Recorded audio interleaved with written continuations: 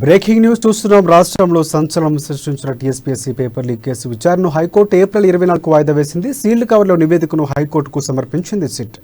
18 మంది నిందితుల్లో 17 మందిని అరెస్టు చేశామని అడ్వకేట్ జనరల్ కోర్టుకు తెలిపారు. ఇంకొక నిందితుడు న్యూజిలాండ్లో ఉన్నాడని చెప్పారు. న్యూజిలాండ్లో ఉన్న మరో నిందితుడు అరెస్టుకు ప్రయత్నం జరుగుతుందని కోర్టుకు చెప్పారు అడ్వకేట్ జనరల్. దర్యాప్తు పారదర్శకంగా జరుగుతుందని చెప్పారు.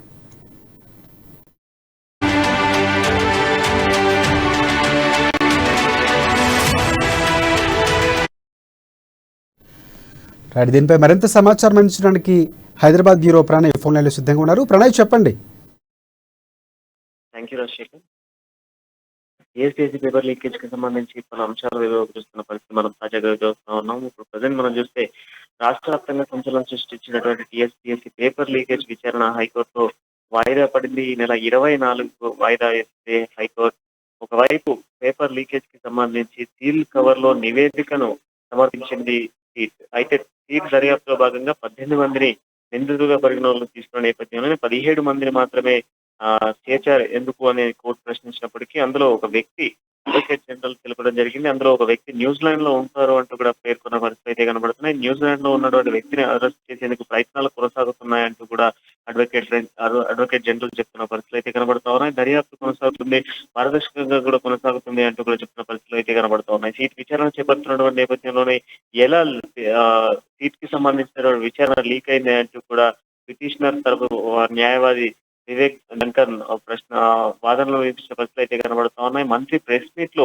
విచారణ వెల్లడవుతున్న నేపథ్యంలోనే నిందితులకు సంబంధించి ఎటువంటి మార్క్స్ అంటే ఎలా మార్క్స్ సంబంధించి ఏ జిల్లాలో ఎన్ని మార్క్స్ వచ్చాయని చెప్పారు అంటూ కూడా ఇటు అడ్వకేట్ కి సంబంధించినటువంటి చెప్తా ఉన్నటువంటి పరిస్థితి అయితే కనబడుతా ఉన్నాయి. ఏ జిల్లాలో ఎన్ని మార్కులు వచ్చాయి అనే విషయం సీల్ దర్యాప్తు కొనసాగిస్తా ఉంటే మంత్రికి ఎలా తెలిసాయి అంటూ కూడా మండిపడుతున్న సిచ్యువేషన్స్ అయితే కనబడుతున్నాయి. అయితే ఈడీ కూడా చెప్తున్నటువంటి అంశాల మేరకు సీల్ దర్యాప్తు చాలా వరకు లీక్ అయింది అంటూ కూడా చెప్తున్న పరిస్థితులు అయితే కనబడుతా ఉన్నాయి. దర్యాప్తులో భాగంగా 17 మందిని ఇప్పటికీ అదుపులోకి తీసుకుంటే మరొక వ్యక్తికి సంబంధించినటువంటి విషయం ఏమైంది అంటూ కూడా ప్రశ్నిస్తున్న పరిస్థితులు అయితే కనబడుతా ఉన్నాయి. విదేశీ లావాదేవీలు కూడా పెద్ద ఎత్తున కూడా ఇందులో ఉన్నట్టుగా అనుమానాలు వ్యక్తం అవుతున్నాయి. అయితే ఇక ఈ కేసుకి సంబంధించి ఇరు వాదనలు విన్న తర్వాత హైకోర్టు ప్రశ్నలు సంధించినటువంటి నేపథ్యంలోనే ఈ ప్రశ్న పత్రాలకు సంబంధించి పరీక్ష రాసినందుకు అనుమతులు ఎవరిచ్చారు అన్నటువంటి అంశాలపై కూడా ప్రశ్నించినట్టుగా తెలుస్తా ఉంది.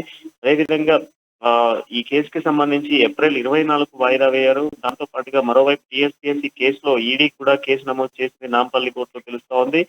ఈ ఈడీ కేసు సందర్భంగా ప్రవీణ్ రాజశేఖర్ను విచారించాలంటూ కూడా ఈడీ కోర్టును అనుమతి కోరినట్టుగా తెలుస్తుంది. సెక్షన్ 50 కింద ప్రవీణ్ రాజశేఖర్లకు సంబంధించినటువంటి వాదనలు రికార్డ్ చేయాలి అన్నటువంటి యాంగిల్లో కూడా ఈడీ కోరినట్టుగా తెలుస్తుంది. ఎటకేలకి ఒక కొలిక్కి వచ్చింది అని చెప్పుకోవచ్చు రాజశేఖర్. ఎందుకనంటే ఈడీ విచారణ చేతికి వెళ్తే మాత్రం ఖచ్చితంగా కూడా ఈ కేసు మరికొన్ని మలుపులు తిరిగేటువంటి అవకాశాలు అయితే కనబడుతూ ఉన్నాయి. సిబిఐ ఈడీ దర్యాప్తు సంస్థల నేపథ్యంలో కూడా కొన్ని కొత్త విషయాలు కూడా బయటకు వచ్చేటువంటి అవకాశాలు అయితే కనబడుతున్నాయి. ప్రధానంగా ఇప్పుడు చూస్తే సీట్ చేసినటువంటి దర్యాప్తు లీక్ అయింది అనేది స్పష్టంగా కూడా కోర్టు ముందుకు తీసుకొచ్చిన పరిస్థితులు అయితే ఉన్నాయి.